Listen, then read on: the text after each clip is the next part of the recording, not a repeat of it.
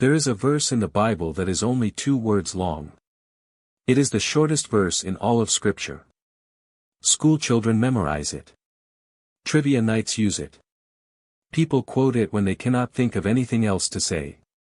But here is what most people never stop to ask: why is it there?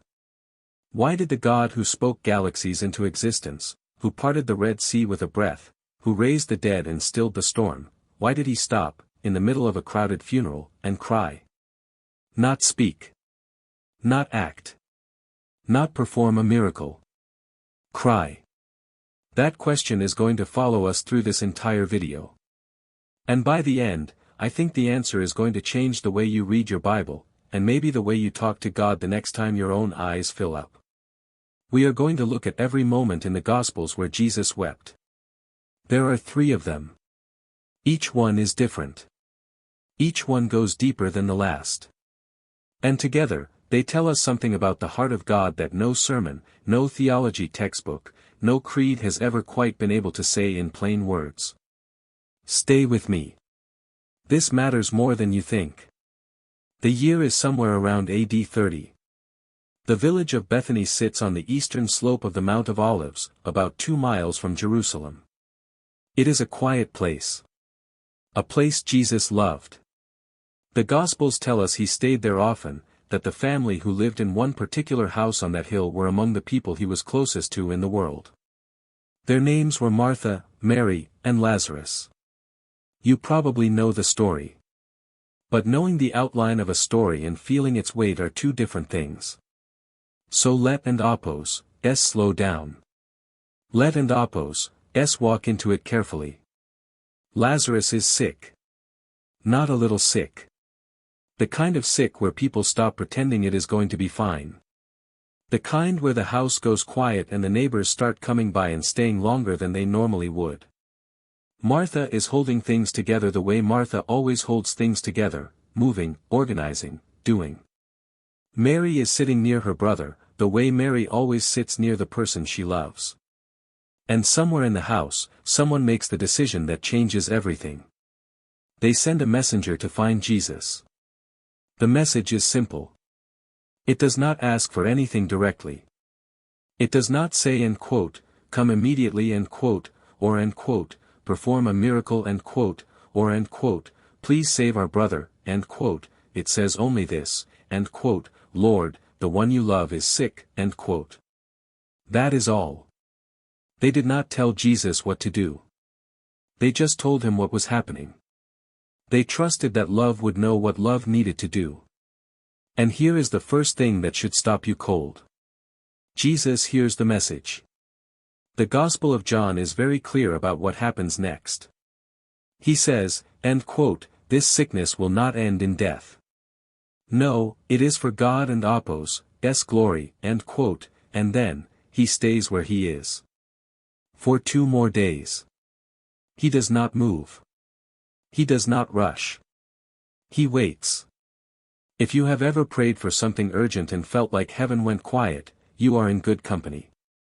Mary and Martha sent that message, and the man they trusted most in the world did not come. Thomas, one of the disciples, the one history has treated unkindly by calling him the doubter, is the one who eventually speaks the truth out loud when Jesus finally says it is time to go back to Judea. Thomas looks at the other disciples and says, let us also go, that we may die with him, he is not being dramatic. Judea is dangerous. The authorities in Jerusalem have already tried to stone Jesus. Going back means risk. Thomas knows this. And he goes anyway. That is not doubt. That is courage dressed in despair. And it deserves more credit than it usually gets. They arrive in Bethany to find that Lazarus has been in the tomb for 4 days. 4 days. In Jewish tradition, this was significant. There was a belief, recorded in rabbinic writings, that the soul lingered near the body for 3 days after death, hoping to return. By the 4th day, that hope was gone. By the 4th day, even the soul had accepted what the body already knew. Lazarus was not mostly dead. He was not in a coma. He was not recoverable by any standard anyone in that village would have recognized. He was gone. Martha hears that Jesus is coming and does what Martha always does. She goes to meet him on the road. She does not wait. She walks out to the edge of the village, and when she sees him, she says something that sounds like a greeting but is really a wound spoken out loud, and quote, "Lord, if you had been here, my brother would not have died," end quote. Hear what she is not saying. She is not accusing Jesus. She is not angry, not exactly. She is doing something harder than anger. She is telling him the truth about her pain while still holding on to her faith. 5 words that carry 4 days of grief and a lifetime of trust, pressed together like 2 hands that cannot decide whether to push away or hold on. Jesus answers her with theology. With resurrection. With the great declaration, end quote, "I am the resurrection and the life," end quote, Martha receives it. She confesses her faith. She goes back to the village and tells her sister, quietly, end quote, "The teacher is here and is asking for you," end quote. And Mary, Mary who always sits, Mary who always waits, gets up immediately. She runs. The crowd of mourners who have filled the house see her go and follow her, thinking she is going to the tomb to weep. Instead she falls at the feet of Jesus in the road. And she says the exact same words her sister said. Word for word. End quote, "Lord, if you had been here, my brother would not have died," end quote. The same sentence. From 2 different women. With 2 different personalities. In 2 completely different emotional registers. This was not rehearsed. This was the sentence that had been sitting in that house for 4 days. The one nobody said out loud because saying it out loud would make it too real. And now both of them have said it, one after the other, within minutes of each other, to the face of the man they said it about. Here is what most people miss. Jesus does not respond to Mary the way he responded to Martha. He does not offer theology. He does not give a speech. He does not explain himself or defend the 2 days he waited or outline what is about to happen. The Gospel of John says he asked where they had laid Lazarus. And when they said and quote, "Come and see," end quote, he wept. Now. This is where we need to slow down and pay attention, because the Greek here is doing something that your English Bible cannot fully show you. The word John uses for what Jesus did is edakrion. It comes from the root dakrion, which simply means a tear. Edakrion is quiet. It is restrained. It is the word for tears that fall without a sound, the kind you do not announce, the kind that come before you have decided to cry. This is not weeping the way Mary was weeping.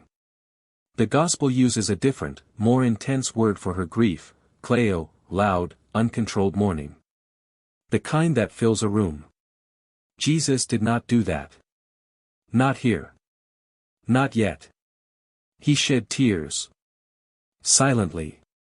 Standing in a road outside a village, surrounded by mourners, looking at the face of a woman he loved who was looking back at him with 4 days of unanswered prayer in her eyes. And the crowd around him said, end quote, "See how he loved him," end quote. John Chrysostom, the great preacher of the early church, writing in the 4th century, when people still argued passionately about what the tears of Jesus meant, asked the question directly. If Jesus already knew he was going to raise Lazarus, why did he weep? What was the point of the tears if the miracle was already decided? His answer has stayed with me. Chrysostom said Jesus wept not because he did not know what was coming, but because he fully entered into what the people around him were feeling right now. He was not performing grief. He was not pretending. He stepped, fully, without reservation, into the weight of human loss, even knowing it was temporary, even knowing that in a few minutes everything was going to change. He wept because they were weeping. Because love does not stand at a safe distance from pain and say it will all work out. Love walks into the middle of the pain and stays there until it does. There is something else worth noticing here. The Pharisees who were standing in that crowd, watching, always watching, had a different reaction. Some of them said, end quote, "Could not he who opened the eyes of the blind man have kept this man from dying," End quote. Same tears. Same scene. Some of them believed on the spot. Some of them ran straight to the Pharisees to report what had happened. And Jesus stood there, the man who had wept in the road 10 minutes earlier, watching a dead man walk. Here is what I want you to hold on to as we move to the second moment.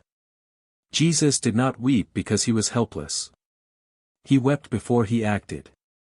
The tears and the miracle are not in conflict with each other. They are the same thing, expressed in two different ways. The tears said, I see your pain, I am in it with you, I am not far away. The miracle said, and I have the power to do something about it. Both are true at the same time. Both matter. If you only have the miracle without the tears, you have a God who is powerful but distant. If you only have the tears without the miracle, you have a God who is compassionate but helpless. The Gospel of John gives you both, side by side, in the same afternoon. That is the God of the Bible. Not one or the other. Both. Now we move to the second time Jesus wept. And this one is different. Deeper, in some ways. Stranger. Because this time, he is not weeping over a tomb. He is weeping over a city. The scene is Palm Sunday. You know the broad outlines, the crowds, the palm branches, the coats laid in the road, the shouts of Hosanna. It is one of the most triumphant moments in the entire gospel narrative. People are celebrating. Children are singing. The disciples are finally allowing themselves to believe that everything they have hoped for is arriving. And Jesus, riding on a donkey down the slope of the Mount of Olives, looks out over Jerusalem spread before him in the morning light, and breaks down. Not quietly. Not the restrained Edachrison of Bethany. Luke uses a completely different word here. Eklausin. It means loud, uncontrolled weeping. The kind that bends you forward. The kind that catches people off guard because they were not expecting it, not here, not now, not in the middle of a celebration. The crowd is cheering. And Jesus is sobbing. He says, end quote, if you, even you, had only known on this day what would bring you peace, but now it is hidden from your eyes, end quote. He is not speaking to the disciples. He is not speaking to the Pharisees. He is speaking to the city itself. To Jerusalem. To the stones and the walls and the streets and the temple courts and the people filling all of it who have no idea what is coming. And what is coming is this: within 40 years of this moment, the Roman general Titus will surround Jerusalem with 4 legions of soldiers. He will build a wall around the entire city to prevent escape. And what follows will be, by any historical measure, one of the most devastating events in Jewish history. Josephus, the Jewish historian who witnessed the siege firsthand and recorded it in his work The Jewish War, describes scenes of starvation so severe that families turned on each other. He records that over 1 million people died. That the streets ran with blood. That the temple, the great temple, the one Jesus is looking at right now from the Mount of Olives, was burned to the ground, its stones thrown down one by one until nothing remained. Jesus sees all of this. On Palm Sunday. While the crowd cheers.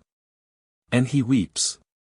Now pay attention to what this tells us about how God sees time. When you or I stand in a moment of celebration, we feel the celebration. We are inside it. But Jesus, standing in that same celebration, is simultaneously standing in the grief that is 40 years away. He is not choosing to dwell on it. He cannot help it. He loves Jerusalem. He loves the people in those streets. And love, when it can see what is coming and cannot stop it, not because it lacks power, but because the people themselves are not willing, love does what love always does when it runs out of options. It grieves. There is a word in the Hebrew tradition, hesed, that your English Bible usually translates as loving kindness or steadfast love. But neither of those quite captures it. Hesed is the word for love that does not quit. Love that stays after it has every reason to leave. Love that mourns what it cannot force, that weeps over what it will not violate by overriding the choice of the beloved. God will not make Jerusalem love him back. He will not force the city to recognize its moment of visitation. And because he will not force it, because love by its very nature cannot be coerced, he weeps. This is not a God who is indifferent to your choices. This is not a God who shrugs when you walk away. This is a God who stands on a hill overlooking the life you are choosing and weeps, not with judgment, not with contempt, but with the grief of someone who loves you and can see exactly where this road ends. But it gets stranger. Because there is a third moment. And it is the one nobody talks about in the same breath as the other two. It is the one that happened not in public, not in front of a crowd, not in a village road or on a hillside in the morning sun. It happened in a garden. In the dark. Alone. The Garden of Gethsemane sits at the foot of the Mount of Olives. The name in Aramaic means oil press. It is a working garden, the kind where olives are crushed under stone until the oil runs out. Someone chose that name carefully, or perhaps God chose it, the way God has a habit of letting geography say what words cannot. Because what happens in this garden is oppressing. The full weight of what is coming, the arrest, the trial, the cross, everything, pressing down on one man in the dark. It is late. The Passover meal is finished. The disciples are with Jesus, 11 of them now, and he asks 8 of them to sit near the entrance while he takes Peter and James and John deeper into the garden. And then he says something to those 3 men that should stop every reader of the gospel cold. He says, end quote, "My soul is overwhelmed with sorrow to the point of death," end quote. Not "I am a little anxious." Not "this is difficult." He says, "The grief inside me right now is heavy enough to kill me. Stay here. Watch with me." And then he goes a little further. Alone. The passage most people go to for the weeping of Jesus in Gethsemane is not actually in the Gospels. It is in the letter to the Hebrews. Chapter 5, verse 7. And it says this, end quote, "During the days of Jesus and Apos, life on earth, he offered up prayers and petitions with loud crying and tears to the one who could save him from death," end quote. Loud crying and tears. The Greek is precise and it is devastating. Crouch, which means an outcry, a shout of raw emotion, the kind of sound a person makes when they have gone past the point where they care how they sound.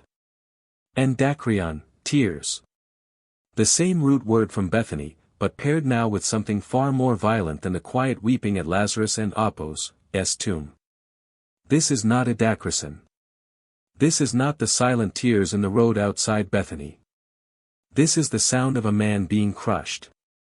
And here is what Hebrews wants you to understand, the thing the writer underlines with a precision that feels almost urgent: he was heard. The verse does not say his prayer was answered the way he asked. The cup did not pass. The cross still came. But it says he was heard. End quote, he was heard because of his reverent submission, end quote. God heard the loud crying and the tears of his own Son and said, "Not yet. This has to happen." And Jesus, in the dark, in the garden whose name means oil press, said, end quote, "Not my will, but yours," end quote. 3 words in English. But those words, those particular words, in that particular garden, from that particular man in that particular moment, are the hinge on which all of human history turns. Hold that thought. Because I want to go back to Bethany for a moment. Back to the road. Back to the 2-word verse that has been waiting since the beginning of this video. John 11 verse 35. End quote, Jesus wept, end quote. 2 words in English. In the original Greek, it is actually 1 word. Idakrison. A single verb. The shortest sentence in the New Testament. Here is what I want you to see. The men who compiled the canon of Scripture, who decided, over centuries of prayer and argument and discernment, which books belonged in the Bible and which did not, they kept that verse. They did not cut it for brevity. They did not fold it into the sentence before or after it. They let it stand alone. 2 words. 1 line. A complete thought. Why? Because it needed to stand alone. Because some truths are too important to be just the fact. Plain. Unadorned. Standing alone in the text like a person standing in a doorway.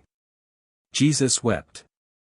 Eusebius, the early church historian writing in the 4th century, noted that the humanity of Christ was not an embarrassment to the early Christians, it was a source of profound comfort. The creeds they wrote and defended and sometimes died for insisted on both, fully God and fully human. Not one more than the other. Not God pretending to be human or human aspiring to be God. Both, completely, at the same time. And the tears are evidence. Not evidence of weakness. Evidence of presence.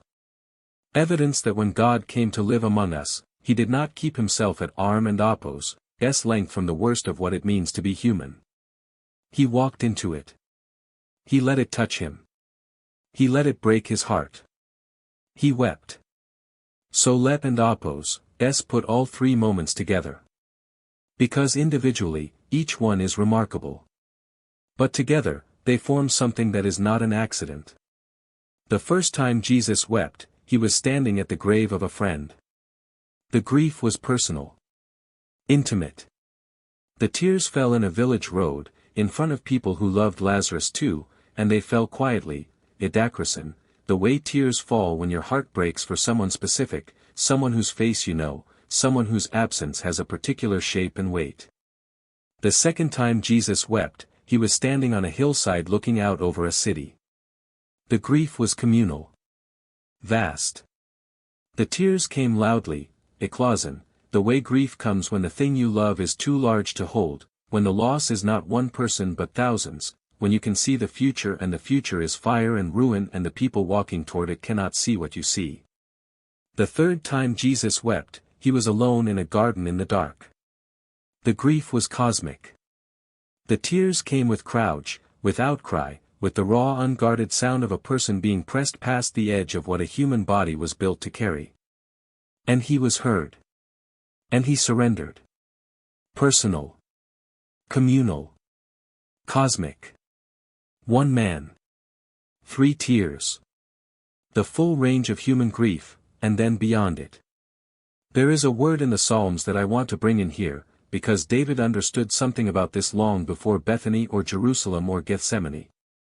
In Psalm 56, verse 8, David writes to God, and quote, "You have kept count of my tossings. Put my tears in your bottle. Are they not in your book?" End quote. The image is ancient and extraordinarily tender. A bottle of tears. A record kept. Every tear a person has ever cried, noted, collected, preserved. David wrote that in the middle of his own terror, on the run from enemies who wanted him dead, in a foreign country where he had no allies and no plan. He was not writing from a place of comfort. He was writing from a place of desperation. And in that desperation, he reached for the image of a God who does not look away when his people cry. A God who keeps the tears. Who counts them. Who writes them down. Now here is what I want you to hold on to. If God collects human tears, if Psalm 56 is true, if that bottle is real in whatever sense eternal things are real, then at some point, the tears of Jesus are in that bottle too. The tears from the road outside Bethany. The tears on the slope of the Mount of Olives.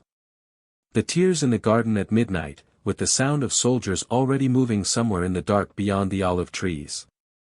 The God who keeps your tears once cried his own. That is not a small thing.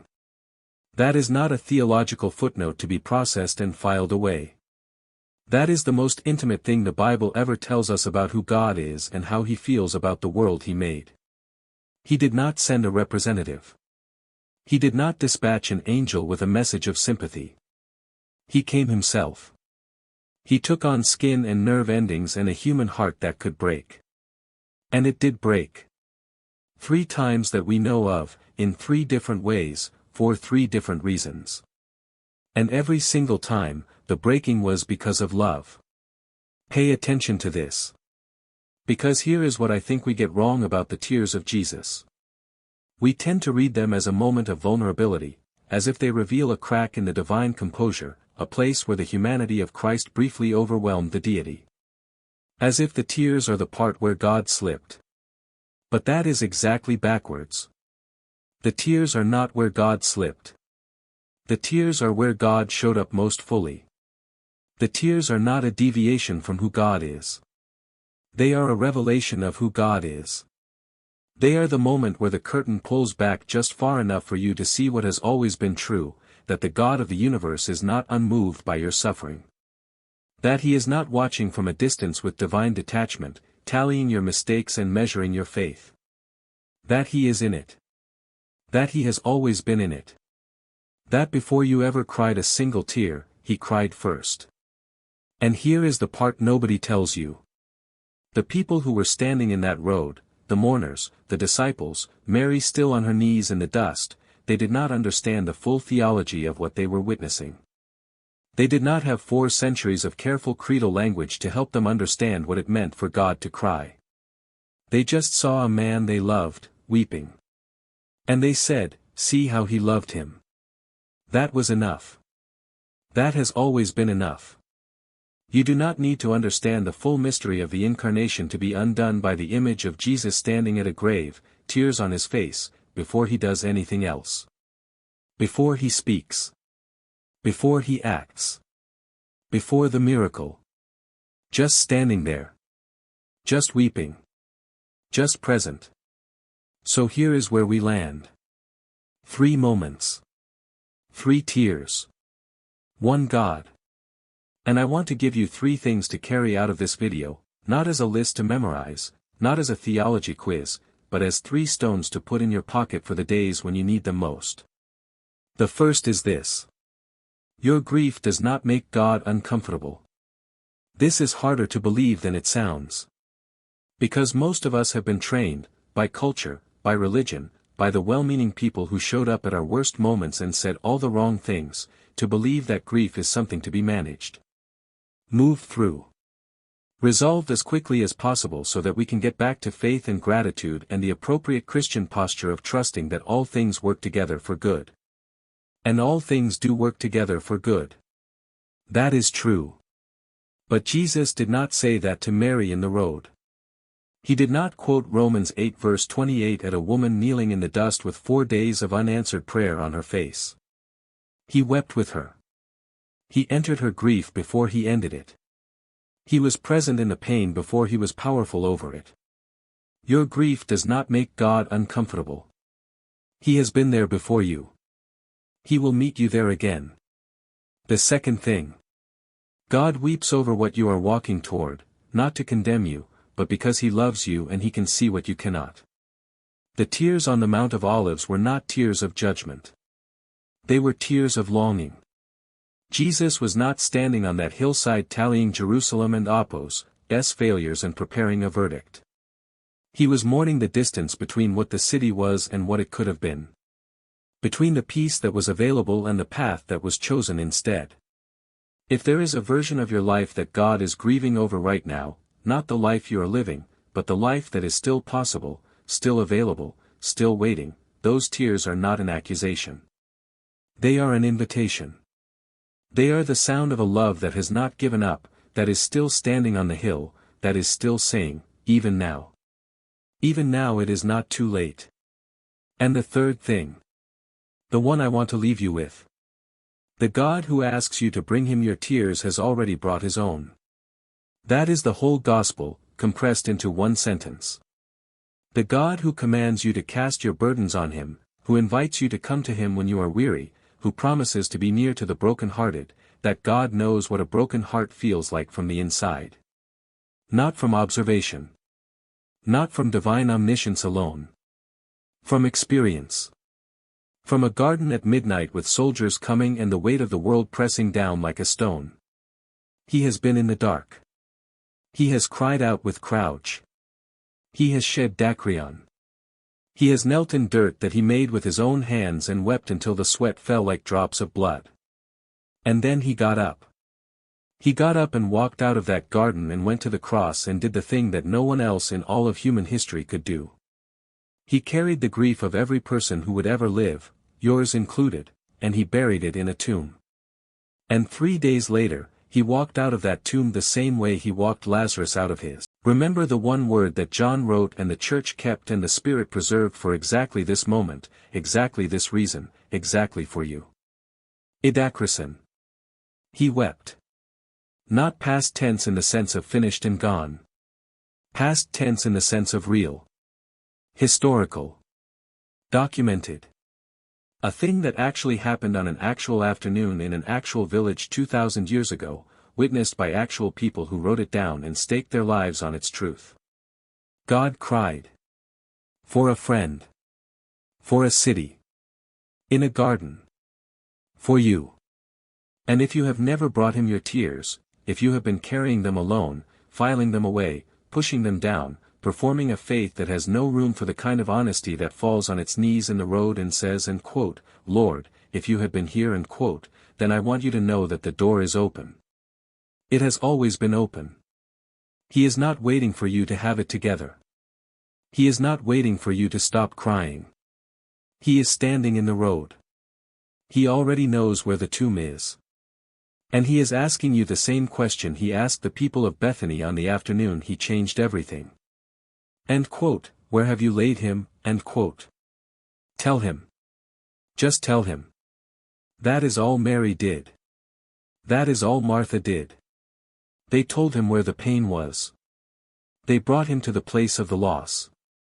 And he stood there with them in it, really in it, tears and all, before he did anything else. Bring him to your tomb. Whatever it is. Whatever has been sealed up and given up on and mourned past the point where anyone believes it is coming back. Bring him there. And see what he does next. If this video meant something to you, share it with someone who is in the middle of a hard season right now. Not someone who needs convincing that God exists, someone who already believes but needs to be reminded that he weeps. That he is near. That the shortest verse in the Bible is also, somehow, the longest love letter ever written. 2 words. That is all it takes.